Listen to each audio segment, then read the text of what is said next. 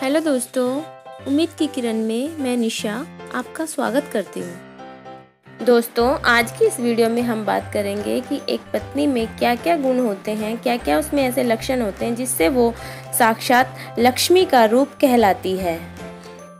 इससे पहले दोस्तों, अगर आपने मेरा चैनल सब्सक्राइब कर लिया है तो थैंक यू सो मच, और अगर नहीं किया है तो इसे सब्सक्राइब कर लीजिए और साथ में जो बेल आइकन है इसको भी दबा दीजिए ताकि मेरी आने वाली हर लेटेस्ट वीडियो आप तक सबसे पहले पहुंच सके। हिंदू धर्म के प्रसिद्ध ग्रंथ महाभारत में भी पति पत्नी के महत्वपूर्ण रिश्ते के बारे में काफ़ी कुछ बताया गया है।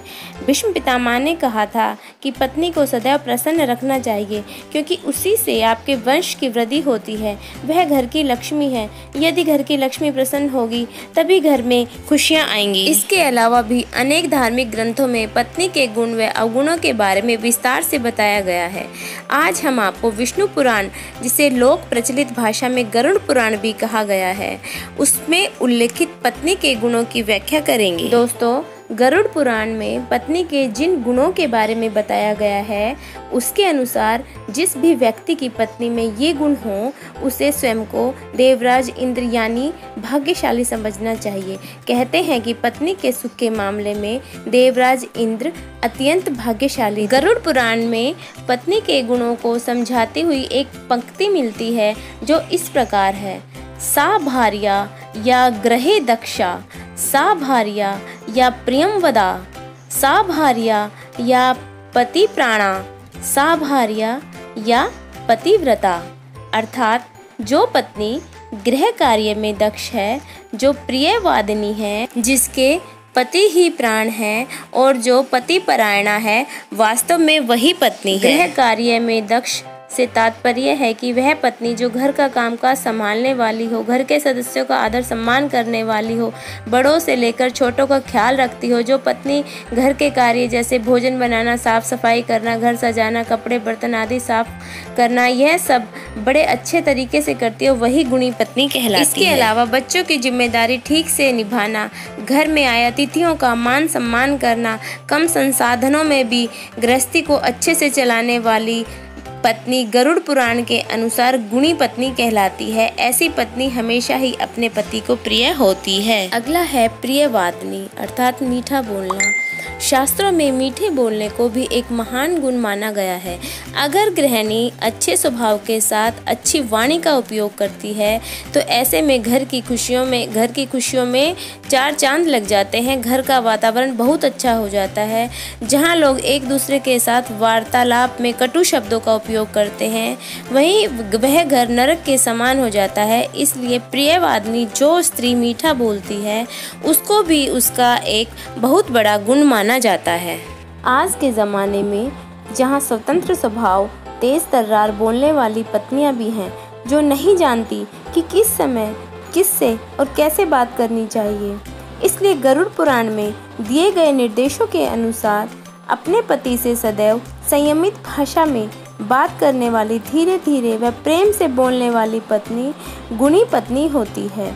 पत्नी द्वारा इस प्रकार बात करने पर पति न केवल उनकी बातों को ध्यान से सुनते हैं बल्कि उनकी सारी इच्छाओं को पूरा करने की कोशिश भी करते हैं। और पति ही नहीं बल्कि घर के सभी सदस्यों के साथ उन्हें प्यार से और संयम से बात करनी चाहिए।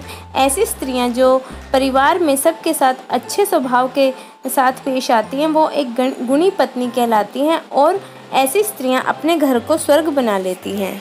अगला पॉइंट है पति परायणा। इन गुणों के साथ जो स्त्री पति परायणा यानी पति को ही सर्वस्व मानने वाली हो, उसकी सहमति से कार्य करने वाली हो, उस पुरुष को अपने आप को बहुत भाग्यवान समझना चाहिए। पति परायण महिला अपने पति की आज्ञा का उल्लंघन नहीं करती और ना ही कोई ऐसा कार्य करती है जिससे उसके पति को दुख हो। इसके साथ ही पति का भी यह कर्तव्य होता है कि वह कोई ऐसा कार्य ना करे जो पत्नी के सम्मान को ठेस पहुंचाए, उसे दुख दे। दोनों एक दूसरे के प्रति प्रगति और प्रसन्नता के लिए कार्य करें ताकि एक दूसरे से वो खुश रह सकें। अगला पॉइंट है धर्म का पालन करने वाली हो। विवाह के बाद एक स्त्री न केवल पुरुष की पत्नी बनकर नए घर में प्रवेश करती है बल्कि उसके साथ वह नए बहुत से रिश्ते अपनाती है, उस घर के लोगों से और उनके संस्कारों से उसका एक गहरा रिश्ता बन जाता है।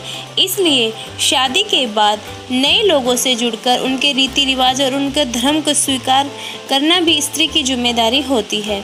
इसके अलावा एक पत्नी को विशेष प्रकार का धर्म का पालन करना चाहिए। विवाह के पश्चात उसका सबसे पहला धर्म होता है कि वह अपने पति और परिवार के हित के बारे में सोचे। तो ऐसा कोई भी कार्य नहीं करना चाहिए जिससे उसके पति या उसके परिवार का अहित हो। उसको अपने परिवार के हित के बारे में हमेशा सोचना चाहिए और इन्हीं तरह के गुणों से संपन्न स्त्री एक गुणी स्त्री कहलाती है। गरुड़ पुराण के अनुसार जो पत्नी जीवन में पति एवं उसके परिवार के हित के लिए कार्य करती है, जीवन में शुभ कर्मों को स्थान देती है और अपने पत्नी धर्म का पालन सदैव करती है, तो उसका पति खुद को इंद्र के समान भाग्यशाली समझे। क्योंकि जब पत्नी में इतने गुण होते हैं तो पति खुद को निश्चिंत कर लेता है। वह घर परिवार की जिम्मेदारियों से थोड़ा फ्री हो जाता है कि वह निश्चिंत हो जाता है कि घर में वो सब संभाल लेगी और इस तरह से वह अपने कार्य पे पूरी तरह से फोकस कर सकता है। इसलिए दोस्तों, जिस भी महिला पत्नी या स्त्री में ये सब गुण होते हैं, वो महिला इन गुणों के साथ अपने परिवार को सुखी बना सकती है और साथ में अपने सारे गुणों को साथ लेकर वह घर के माहौल को स्वर्ग जैसा हर समय बना सकती है। दोस्तों, इन सभी गुणों से कोई भी पत्नी अपने आप को सौभाग्यशाली बना सकती है। और अगर आपको भी कोई और गुणों की जानकारी हो तो मुझे कमेंट सेक्शन में अवश्य बताएं। साथ में मेरी वीडियो कैसी लगी, अगर अच्छी लगी हो तो इसे लाइक और शेयर अवश्य करें। साथ ही मेरे चैनल को सब्सक्राइब कर लें और जो बेल आइकन है इसको भी दबा दें ताकि मेरी आने वाली हर लेटेस्ट वीडियो आप तक सबसे पहले पहुंच सके। धन्यवाद।